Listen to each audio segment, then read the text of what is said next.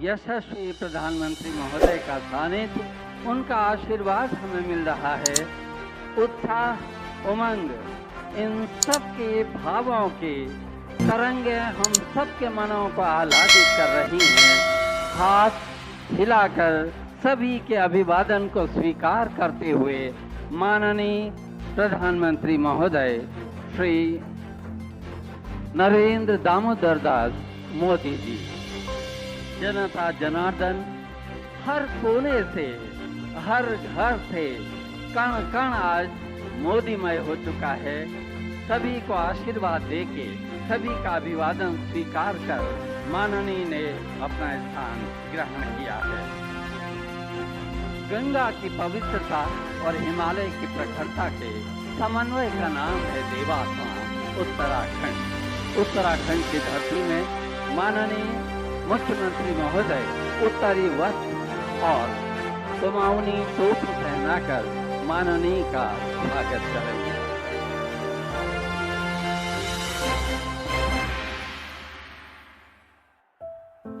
बहुत ही उल्लास के साथ तालियों से स्वागत करें।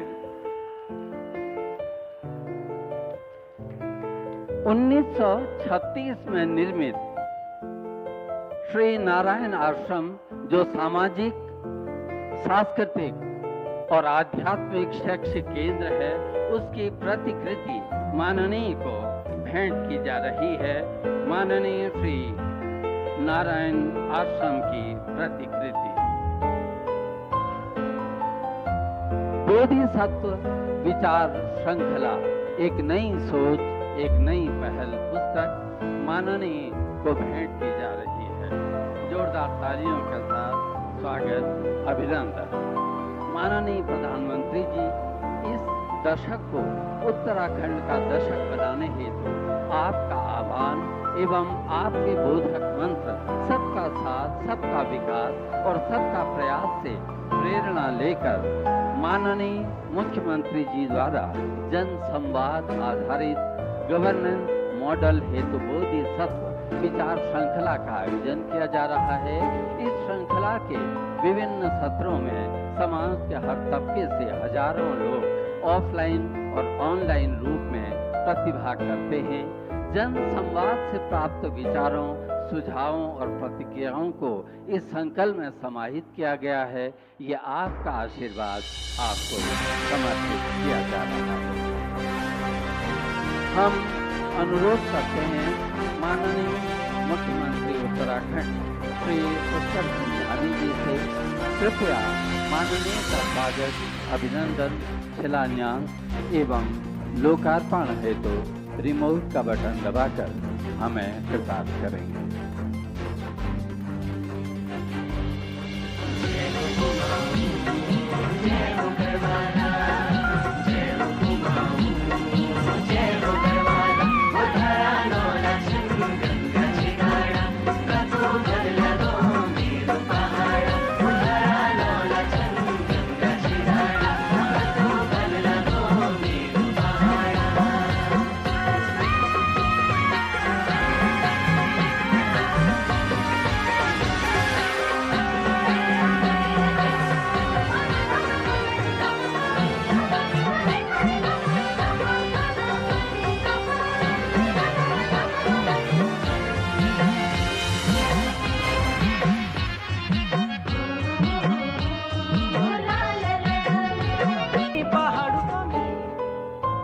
जोरदार तालियों के साथ इन विकास कार्यों का सम्मान। और अब विकास कार्यों को लेकर अत्यंत सूक्ष्म अवधि की लघु फिल्म।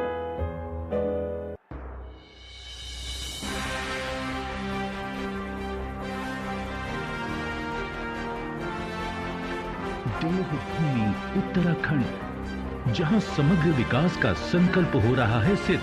नए हाईवे, सड़कें, मजबूत इंफ्रास्ट्रक्चर, बेहतर शिक्षा और स्वास्थ्य सेवाओं के साथ सभी बुनियादी सुविधाओं का हुआ है विकास। 21वीं शताब्दी का ये तीसरा दशक, ये उत्तराखंड का दशक है। मेरे शब्द लिख के रखिए, प्रधानमंत्री श्री नरेंद्र मोदी जी के दूरदर्शी नेतृत्व और मुख्यमंत्री पुष्कर सिंह धामी के निरंतर प्रयासों ने राज्य में चहुमुखी विकास को संभव किया है।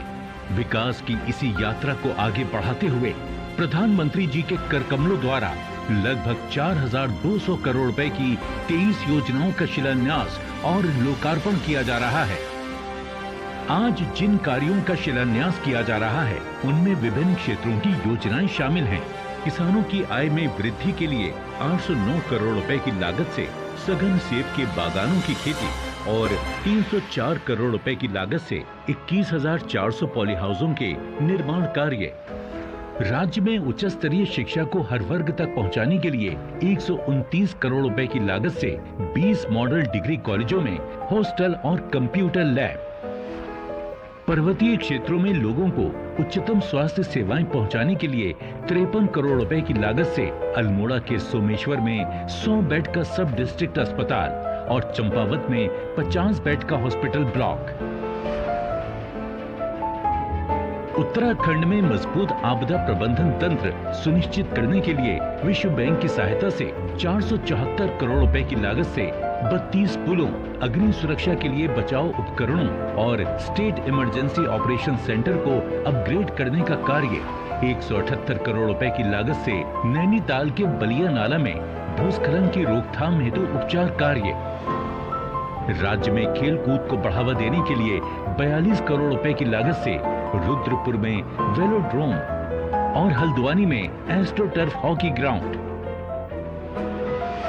मानसखंड मंदिर माला मिशन के तहत 29 करोड़ रुपए की लागत से जागेश्वर धाम, हाट कालिका और नैना देवी मंदिर में अवस्थापना सुविधाओं के विकास कार्य। और राज्य में कनेक्टिविटी के विस्तार के लिए 827 करोड़ रुपए की लागत से 5 स्थानों पर राष्ट्रीय राजमार्ग के 2 लेन एवं ढलान उपचार कार्यों का शिलान्यास किया जा रहा है। आज प्रधानमंत्री जी के कर कमलों द्वारा 10 विकास कार्यों का लोकार्पण किया जा रहा है। 395 करोड़ रुपए की लागत से 5 अलग अलग स्थानों पर सड़क सुदृढ़ीकरण और राष्ट्रीय राजमार्गों के 2 लेन कार्य, जिससे कुमाऊं क्षेत्र में पर्यटन और आर्थिक विकास के नए रास्ते खुलेंगे। ग्रामीण क्षेत्रों में रोड कनेक्टिविटी को बढ़ावा देने के लिए प्रधानमंत्री ग्राम सड़क योजना के तहत 331 करोड़ रुपए की लागत से 76 मार्गों और 25 सेतु, जिनसे स्थानीय निवासियों के लिए बाजार, स्कूल, अस्पताल जैसी सुविधाएं उनकी पहुंच में आ गई हैं। ग्रामीण विकास को गति देने के लिए 35 करोड़ की लागत से 9 जिलों में 15 ब्लॉक ऑफिस भवनों का निर्माण कार्य। और जल जीवन मिशन के तहत 260 करोड़ रुपए की लागत की 460 पेयजल योजनाएं, जिनसे लाखों ग्रामीण परिवार लाभान्वित होंगे।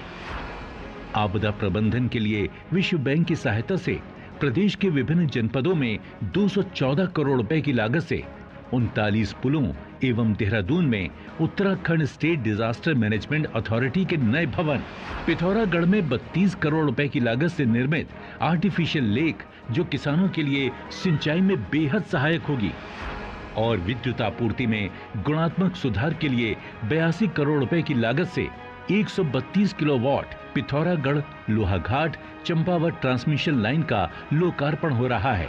इन सभी योजनाओं के साथ उत्तराखंड की विकास यात्रा में जुड़ रहा है एक नया अध्याय।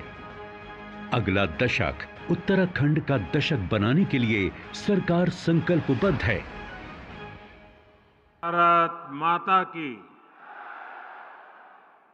भारत माता की।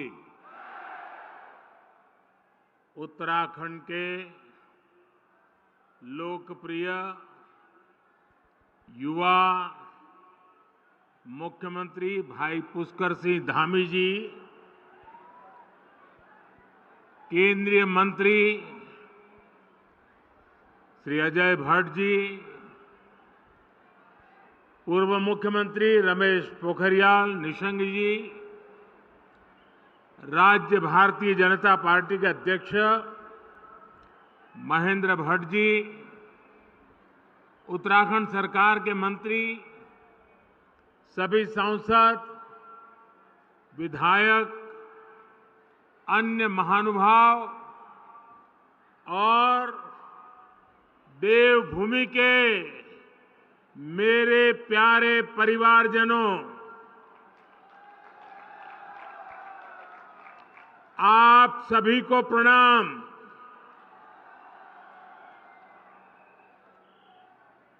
आज तो उत्तराखंड ने कमाल कर दी है जी। शायद ऐसा दृश्य देखने का सौभाग्य शायद ही पहले किसी को मिला हो।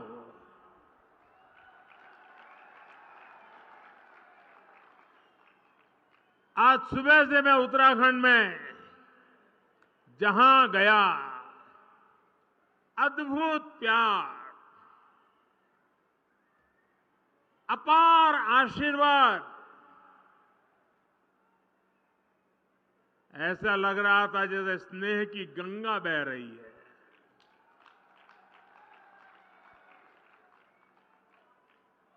आध्यात्म और अप्रतिम शौर्य की इस धरा का मैं वंदन करता हूं। वीर माताओं को विशेष रूप से वंदन करता हूं। जब बद्रीनाथ धाम में जय बद्री विशाल का उद्घोष होता है तो गढ़वाल राइफल्स के वीरों का जोश बढ़ जाता है। जब गंगोली हाट के कालिका मंदिर की घंटियां जय महाकाली के जयकारों से गूंजती है तो कुमाऊं रेजिमेंट के वीरों में अदम्य साहस का संचार होने लगता है। यहां मानसखंड में बागेश्वर, बैजनाथ, नंदा देवी, गोलू देवता, पूर्णागिरी, कसार देवी, कैची धाम, कटारमल, नाना कमता, रीठा साहिब, अनगिनत देव स्थलों की श्रृंखला का वैभव हमारे पास बहुत बड़ी विरासत है। राष्ट्र रक्षा और आस्था की इस तीर्थ भूमि पर मैं जब जब आया हूं, जब भी आपका स्मरण किया है, मैं धन्य हो जाता हूं।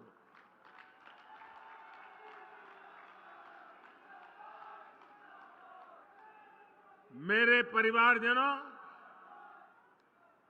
यहां आने से पहले मुझे पार्वती कुंड और जोगेश्वर धाम में पूजा अर्चना करने का सौभाग्य मिला। मैंने हर देशवासी के अच्छे स्वास्थ्य और विकसित भारत के संकल्प को मजबूत करने के लिए और मेरे उत्तराखंड के सारे सपने, सारे संकल्प पूरे हो, इसलिए आशीर्वाद मांगा है। कुछ ही देर पहले मेरी मुलाकात हमारी सीमा के प्रहरियों, हमारे जवानों के साथ भी हुई है। मुझे स्थानीय कला और स्वयं सहायता समूहों से जुड़ी हमारे सभी बहनें, भाई, उनसे भी मिलने का मौका मिला। यानी भारत की संस्कृति, भारत की सुरक्षा, भारत की समृद्धि से जुड़े हुए इन तीनों स्वरूप में इस प्रकार से मेरी ये नए प्रकार की यात्रा भी जुड़ गई। सभी के दर्शन एक साथ हो गए। उत्तराखंड का ये सामर्थ्य अद्भुत है, अतुलनीय है। इसलिए मेरा विश्वास है और ये विश्वास मैंने बाबा केदार के चरणों में बैठ करके व्यक्त किया था। मेरा विश्वास है कि ये दशक उत्तराखंड का दशक होने वाला है और आज मैं आदि कैलाश के चरणों में बैठ करके आया हूं। मेरे उस विश्वास को फिर एक बार दोहराता हूं। उत्तराखंड विकास की नई ऊंचाई पर पहुंचे, आप लोगों का जीवन आसान हो, इसके लिए हमारी सरकार पूरी ईमानदारी से, पूरे समर्पण भाव से और एक ही लक्ष्य लेकर के आज काम कर रही है। अभी यहां 4,000 करोड़ रुपए से अधिक के विकास कार्यों का शिलान्यास और लोकार्पण हुआ है। एक ही कार्यक्रम में 4,000 करोड़ रुपए। मेरे उत्तराखंड के भाई बहन, आप कल्पना कर सकते हैं। मैं आप सभी को इन परियोजनाओं के लिए बहुत बहुत बधाई देता हूं। मेरे परिवारजनों, मेरे लिए ना तो ये रास्ते नए हैं और न ही आप सभी साथी नए हैं। उत्तराखंड में अपनेपन की अनुभूति हमेशा मेरे साथ रहती है और मैं देखता हूं कि आप भी अपनेपन के उसी हक के साथ, उसी आत्मीयता से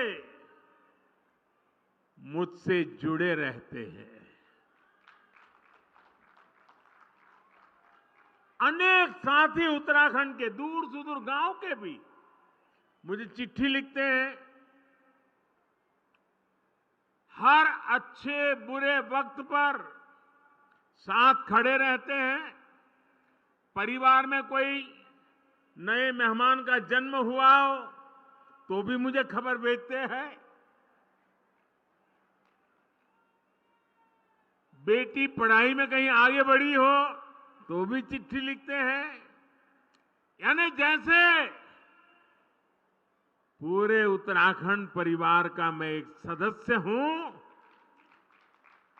वैसे उत्तराखंड मुझसे जुड़ गया है। देश जब कोई बड़ी उपलब्धि हासिल करता है तब भी आप खुशी साझा करते हैं। कुछ सुधार की गुंजाइश अगर कहीं दिखती है तो वो भी आप मुझे बताने में कभी पीछे नहीं रहते। हाल ही में देश ने लोकसभा और विधानसभा में महिलाओं के लिए 33% सीटें आरक्षित करने का बहुत बड़ा ऐतिहासिक फैसला लिया है। 30-30, 40-40 साल से लटका हुआ काम आपका भाई, आपका बेटा कर पाया है। और मजा देखिए, उस दौरान भी मुझे यहां की बहनों ने बहुत सारी चिट्ठियां भेजी है। मेरे परिवारजनों, आप सभी के आशीर्वाद से आज भारत विकास की नई बुलंदी की तरफ बढ़ रहा है। पूरी दुनिया में भारत और भारतीयों का गौरवगान हो रहा है। हो रहा है ना? हो रहा है ना? पूरी दुनिया में भारत का डंका बज रहा है ना? एक समय था चारों तरफ निराशा का माहौल था। पूरा देश जैसे मानो निराशा में डूब गया था। तब हम लोग हर मंदिर में जाकर यही कामना करते थे कि भारत जल्द से जल्द मुश्किलों से बाहर निकले। हर भारतीय सोचता था कि हजारों करोड़ के घोटालों से देश को मुक्ति मिले। सबकी कामना थी कि भारत का यश बढ़े। आप देखिए, चुनौतियों से घिरी दुनिया में, दुनिया का हाल आप देख रहे हैं। चुनौतियों से घिरी दुनिया में भारत की आवाज कितनी बुलंद होती जा रही है। अभी कुछ सप्ताह पहले ही G20 का इतना बड़ा शानदार आयोजन हुआ। उसमें भी आपने देखा कि कैसे दुनिया ने हम भारतीयों का लोहा माना है। आप मुझे बताइए, जब दुनिया भारत का गौरवगान करती है, जब दुनिया में भारत का डंका बजता है, आप बताएंगे, जवाब देंगे? मैं पूछूं, जवाब देंगे? जब दुनिया में भारत का नाम ऊंचा होता है, आपको अच्छा लगता है? पूरी ताकत से बताइए, आपको अच्छा लगता है? जब भारत दुनिया को दिशा दिखाता है, तो आपको अच्छा लगता है? ये सब किसने किया है? ये सब किसने किया है? ये मोदी ने नहीं किया है। ये सब कुछ आप मेरे परिवारजनों ने किया है।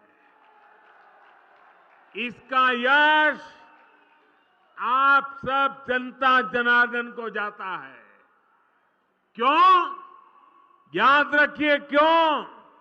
क्योंकि आपने 30 साल के बाद दिल्ली में स्थिर और मजबूत सरकार बनाकर मुझे आपकी सेवा करने का मौका दिया।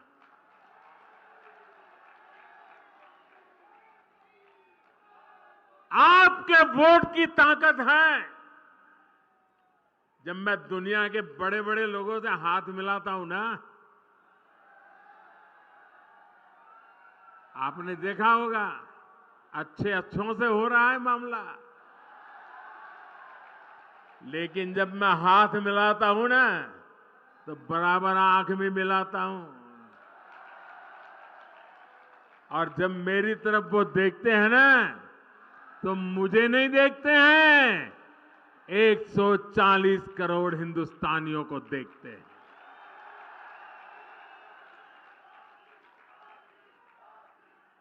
मेरे परिवारजनों, दूर सुदूर पहाड़ों पर, देश के कोने कोने में जो लोग रहते हैं, हमने उनकी भी चिंता की। इसलिए सिर्फ 5 वर्ष में ही देश में 13.5 करोड़ गरीबी से बाहर आए। 13.5 करोड़ लोग। ये आंकड़ा याद रखोगे? आंकड़ा याद रखोगे? कितने? 13.5 करोड़ लोग गरीबी से बाहर 5 साल में आना, ये अपने आप में दुनिया अचरज कर रही है। ये 13.5 करोड़ लोग कौन है? इनमें से बहुत सारे लोग आपकी तरह ही पहाड़ों में रहने वाले हैं, सुदूर इलाकों में रहते हैं। ये 13.5 करोड़ लोग इस बात का उदाहरण है कि भारत अपनी गरीबी मिटा सकता है। साथियों, पहले नारा दिया जाता था गरीबी हटाओ, मतलब आप हटाओ, उन्होंने कह दिया गरीबी हटाओ। मोदी कह रहा है हम मिलकर के गरीबी हटा के रहेंगे। हम ओनरशिप लेते हैं, जिम्मेवारी लेते हैं और जी जान से जुट जाते हैं। आज हर क्षेत्र, हर मैदान में हमारा तिरंगा ऊंचे से ऊंचा लहरा रहा है। हमारा चंद्रयान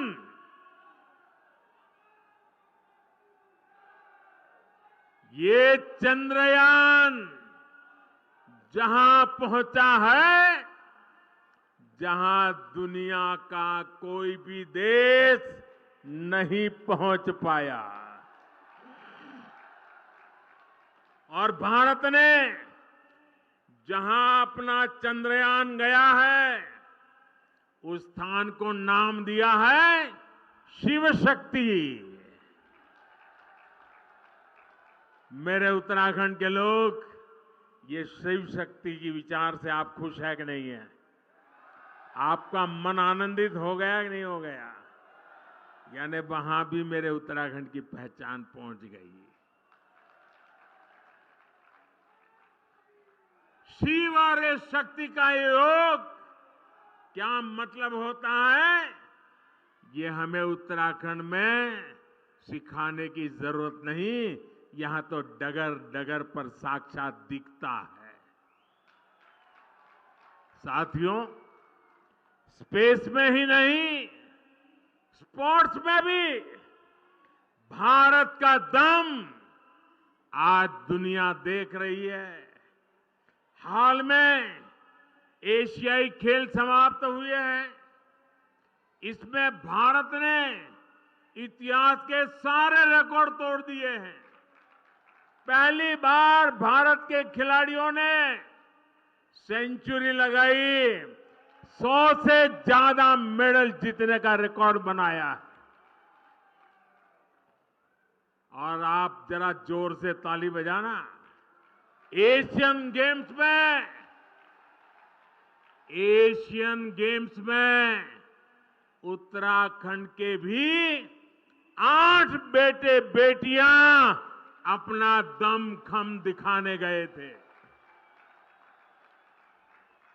और इसमें हमारे लक्ष्य सेन की टीम ने भी मेडल जीता और वंदना कटारिया की हॉकी टीम ने भी शानदार मेडल देश को दिया है। एक काम करेंगे, ये उत्तराखंड के बच्चों ने कमाल की है। एक काम करेंगे अपना मोबाइल फोन बाहर निकालिए, मोबाइल निकाल करके उसके फ्लैश चालू करिए और उन सबको, ये खिलाड़ियों का अभिनंदन कीजिए अपना फ्लैश लाइट करके। सब अपना मोबाइल फोन निकाल के फ्लैश लाइट करके, शाबाश। ये हमारे उत्तराखंड के बच्चों का अभिवादन है, हमारे खिलाड़ियों का अभिवादन है। मैं फिर से एक बार देवभूमि के मेरे इन युवा बेटे बेटियों को, इन खिलाड़ियों को फिर से अपनी बधाई देता हूं। और आपने भी आज एक नया रंग भर दिया। साथियों, बैठिए, बहुत आभारी हूं मैं आपका।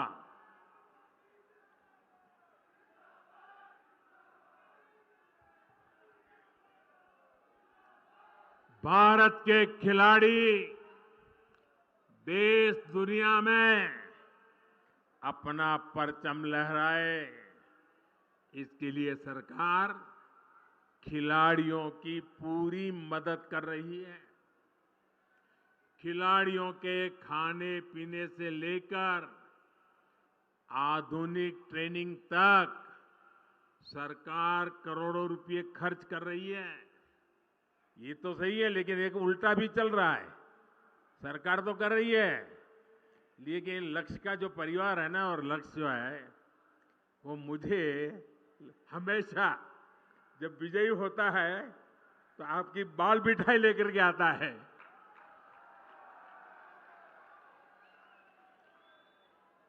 खिलाड़ियों को बहुत दूर नहीं जाना पड़े, इसके लिए सरकार जगह जगह खेल के मैदान भी बनवा रही है। आज ही हल्द्वानी में हॉकी ग्राउंड और रुद्रपुर में वेलोड्रोम स्टेडियम का भी शिलान्यास हुआ है। मेरे नौजवानों, ताली बजाइए, आपका काम हो रहा है। इसका लाभ मेरे उत्तराखंड के युवाओं को मिलेगा। मैं धामी जी और उनकी पूरी टीम को भी बहुत बहुत बधाई भी देता हूं, बहुत बहुत शुभकामनाएं भी दूंगा, जो राष्ट्रीय खेलों की तैयारी में पूरे जोश से जुटी हुई है। बहुत बहुत बधाई आपको और आपकी पूरी टीम को बधाई। मेरे परिवारजनों, उत्तराखंड के हर गांव में देश के रक्षक हैं। यहां की वीर माताओं ने वीर पुत्रों को जन्म दिया है, जो मेरे देश की रक्षा कर रहे हैं। वन रैंक वन पेंशन की उनकी दशकों पुरानी मांग को हमारी ही सरकार ने पूरा किया। अब तक वन रैंक वन पेंशन के तहत 70,000 करोड़ रुपए, उससे भी ज्यादा हमारी सरकार ने पूर्व सैनिकों को दिए हैं। इसका लाभ उत्तराखंड के भी 75,000 से ज्यादा पूर्व सैनिकों के परिवारों को मिला है। हमारी सरकार की बहुत बड़ी प्राथमिकता बॉर्डर एरियाज में विकास की भी है। आज बॉर्डर एरियाज में सुविधाओं का निर्माण बहुत तेज गति से हो रहा है। आप सोच रहे होंगे कि आपकी क्या गलती थी, ये काम पहले की सरकारों ने क्यों नहीं किया। गलती आपकी नहीं थी।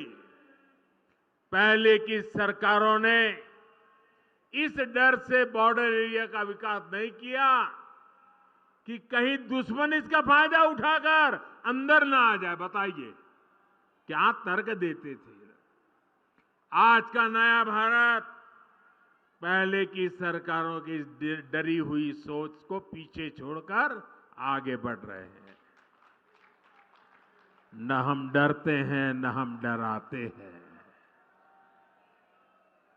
भारत की पूरी सीमा, उस पर हम आधुनिक सड़कें बना रहे हैं, सुरंगें बना रहे हैं, पुल बना रहे हैं। बीते 9 वर्षों में सिर्फ बॉर्डर एरियाज में ही 4,200 किलोमीटर से ज्यादा लंबी सड़कें बनाई गई है। हमने बॉर्डर के किनारे करीब 250 बड़े पुल और 22 सुरंगें भी बनाई है। आज भी इस कार्यक्रम में अनेक नए पुलों के लिए शिलान्यास हुआ है। अब तो हम बॉर्डर तक ट्रेनों को भी लेकर आने की तैयारी कर रहे हैं। इस बदली हुई सोच का लाभ उत्तराखंड को भी मिलने जा रहा है। मेरे परिवारजनों, पहले सीमावर्ती क्षेत्रों को, सीमावर्ती गांवों को देश का अंतिम गांव माना जाता था, जो अंतिम है, विकास के मामले में उसका नंबर भी आखिर में ही आता था। ये भी एक पुरानी सोच थी।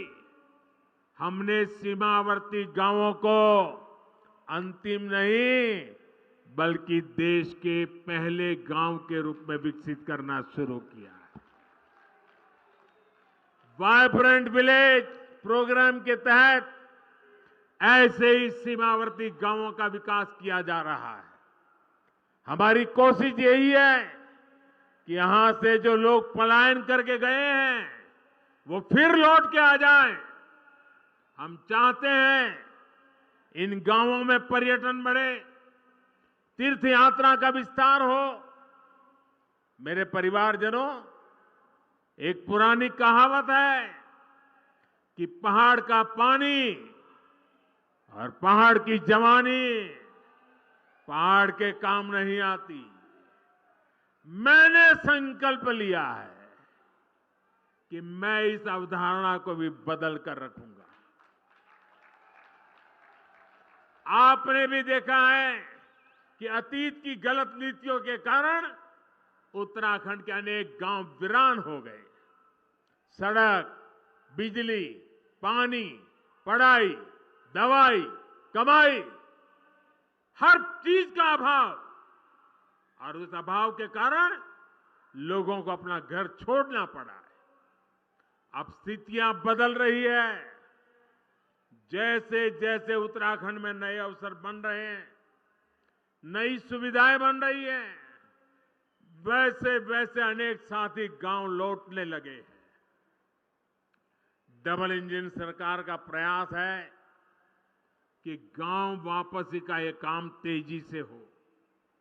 इसलिए इन सड़कों पर, बिजली के प्रोजेक्ट्स पर, अस्पतालों पर, स्कूल कॉलेजों पर, मोबाइल फोन के टावर पर इतना बड़ा निवेश किया जा रहा है।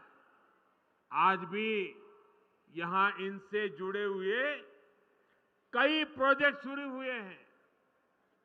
यहां सेब के बागान और फल सब्जियों के लिए बहुत संभावनाएं हैं।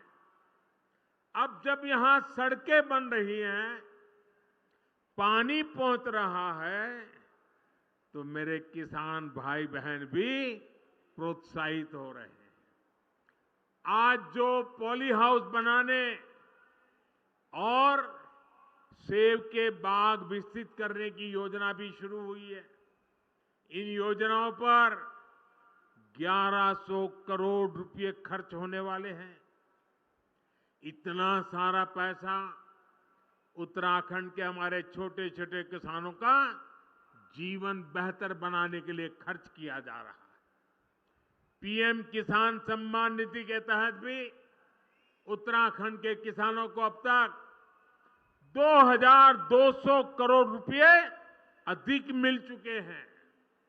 साथियों, यहां तो मोटा अनाज, श्री अन्न भी अनेक पीढ़ियों से उगाया जाता है।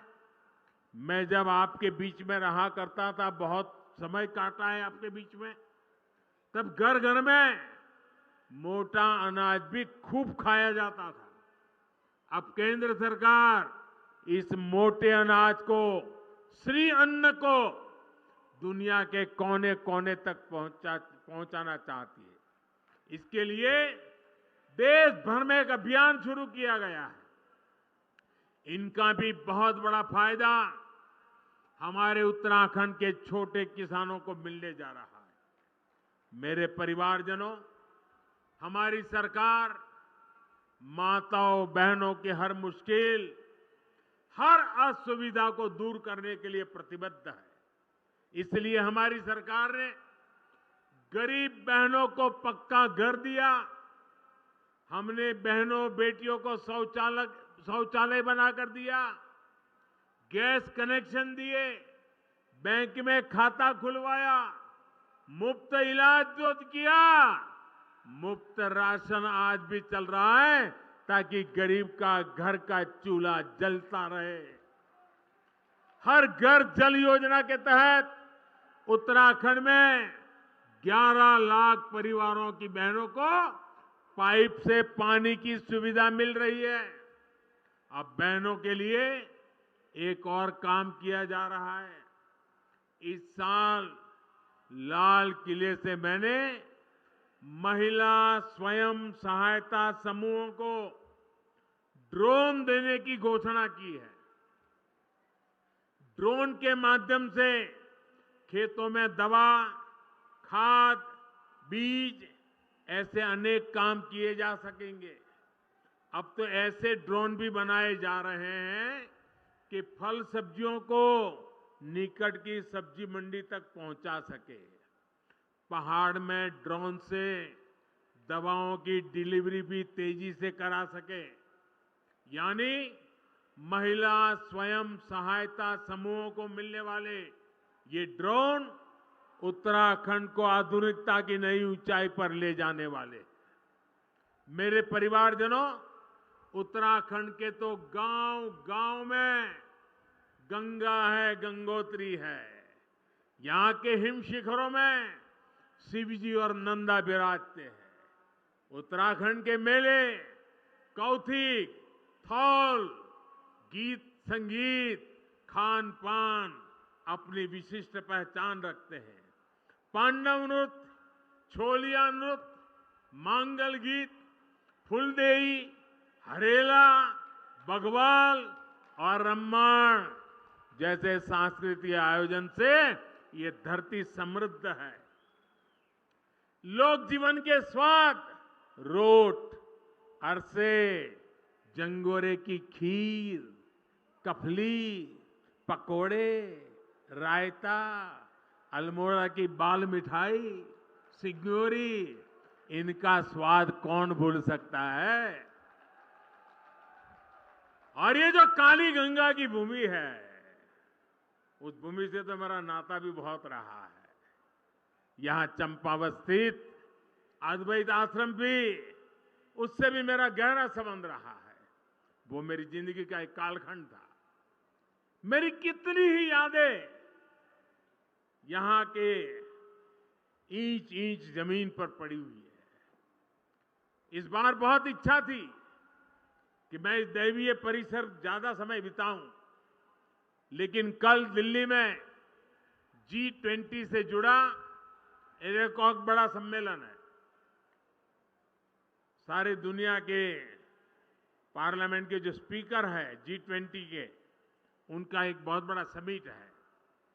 और इस वजह से मैं अद्वैत आश्रम चंपावत नहीं जा पा रहा हूं। मेरी ईश्वर से कामना है कि मुझे जल्द ही इस आश्रम में आने का फिर एक बार मौका मिले। मेरे परिवारजनों, उत्तराखंड में पर्यटन और तीर्थ यात्रा के विकास से जुड़े डबल इंजन सरकार के प्रयास अब रंग ला रहे हैं। इस वर्ष उत्तराखंड में 4 धाम यात्रा के लिए आने वाले श्रद्धालुओं की संख्या 50 लाख के आसपास पहुंच रही है। सारे रिकॉर्ड टूट चुके हैं। बाबा केदार के आशीर्वाद से केदारनाथ धाम के पुनर्निर्माण से जुड़ा पहला चरण पूरा हो चुका है। श्री बद्रीनाथ धाम में भी सैकड़ों करोड़ रुपयों की लागत से अनेक काम हो रहे हैं। केदारनाथ धाम और श्री हेमकुंड साहिब में रोपवे का भी काम पूरा होते ही दिव्यांग और बुजुर्ग तीर्थयात्रियों को बहुत सुविधा होने वाली है। हमारी सरकार केदार खंड के साथ साथ, और मैं आज इसलिए आया हूं, मुझे मानस खंड को भी उस ऊंचाई पर ले जाना है। केदार खंड और मानस खंड की कनेक्टिविटी पर भी हम बहुत बल दे रहे हैं। जो लोग केदारनाथ, बद्रीनाथ धाम जाते हैं, वे जोगेश्वर धाम, आदि कैलाश और ओम पर्वत भी आसानी से आ सके, ये प्रयास किया जा रहा है। आज जो ये मानस खंड मंदिर माला मिशन शुरू हुआ है, उससे भी कुमाऊं के अनेक मंदिरों तक आना जाना आसान होगा। मेरा अनुभव कहता है कि जो लोग बद्रीनाथ और केदारनाथ आते हैं वे भविष्य में इस और जरूर आएंगे। उनको इसी क्षेत्र का पता नहीं है और आज जरूर वीडियो जब टीवी पर देखेंगे ना, ये मोदी चक्कर काट के आया है, आप देख लेना, हर एक को करेगा यार कुछ तो होगा। और आप तैयारी करो, यात्रियों की संख्या बढ़ने वाली है, मेरा मानस खंड धम धम होने वाला है जी। साथियों, उत्तराखंड की बढ़ती हुई कनेक्टिविटी यहां के विकास को नई ऊंचाई पर ले जाने वाली है। 4 धाम महापरियोजना से, ऑल वेदर रोड से आपको बहुत सुविधा हुई है। ऋषिकेश कर्णप्रयाग रेल परियोजना पूरी होने के बाद तो पूरे क्षेत्र का कायाकल्प हो जाएगा। इस पूरे क्षेत्र में उड़ान योजना के तहत सस्ती हवाई सेवाओं का भी विस्तार किया जा रहा है। आज ही यहां बागेश्वर से कनाली चीना तक, गंगोली हाट से अल्मोड़ा तक और टनकपुर घाट से पिथौरागढ़ तक की सड़कों का काम शुरू हुआ है। इससे सामान्य जन को सुविधा के साथ साथ पर्यटन से कमाई के अवसर भी बढ़ेंगे। मुझे खुशी है कि यहां की सरकार होम स्टे को प्रोत्साहन दे रही है। पर्यटन तो एक ऐसा सेक्टर है जहां सबसे अधिक रोजगार है और कम से कम पूंजी लगती है। आने वाले समय में तो टूरिज्म सेक्टर का बहुत अधिक विस्तार होने वाला है, क्योंकि पूरी दुनिया आज भारत आना चाहती है, भारत को देखना चाहती है, भारत को जानना चाहती है। और जो भारत को देखना चाहता है वो उत्तराखंड आए बिना भारत को देखना उसका पूरा नहीं हो सकता। मेरे परिवारजनों, बीते समय में उत्तराखंड जिस तरह प्राकृतिक आपदाओं से घिरा रहा है, उससे भी मैं भली भांति परिचित हूं। हमने अपने बहुत से स्वजन खोए हैं। प्राकृतिक आपदाओं से निपटने के लिए अपनी तैयारियों को हमें बेहतर करते रहना ही है और हम करते रहेंगे। इसके लिए आने वाले 4-5 सालों में उत्तराखंड में 4000 करोड़ रुपए खर्च किए जाएंगे। उत्तराखंड में ऐसी सुविधाओं का निर्माण किया जाएगा जिससे आपदा की स्थिति में राहत और बचाव का काम तेजी से हो सके। मेरे परिवारजनों, ये भारत का अमृत काल है। ये अमृत काल देश के हर क्षेत्र, हर वर्ग को सुविधा, सम्मान और समृद्धि से जोड़ने का काल है। मुझे पूरा विश्वास है कि बाबा केदार और बद्री विशाल के आशीर्वाद से, आदि कैलाश के आशीर्वाद से हम अपने संकल्पों को तेजी से सिद्ध कर पाएंगे। एक बार फिर इतना प्यार देने के लिए 7 किलोमीटर, मैं सचमुच में मेरे पास वर्णन करने के लिए शब्द नहीं है। मैं हेलीकॉप्टर से निकला, 7 किलोमीटर यहां आया और आने में भी देर इसलिए हुई, 7 किलोमीटर दोनों तरफ वो ह्यूमन चेन नहीं थी, ह्यूमन वॉल थी। ऐसी भीड़ लगी थी और जैसे परिवार में कोई अवसर हो वैसे उत्सव के कपड़े पहनकर, शुभ प्रसंग के कपड़े पहन करके मंगल वातावरण में माताओं के हाथ में आरती, फूलों के गुलदस्ते आशीर्वाद देने से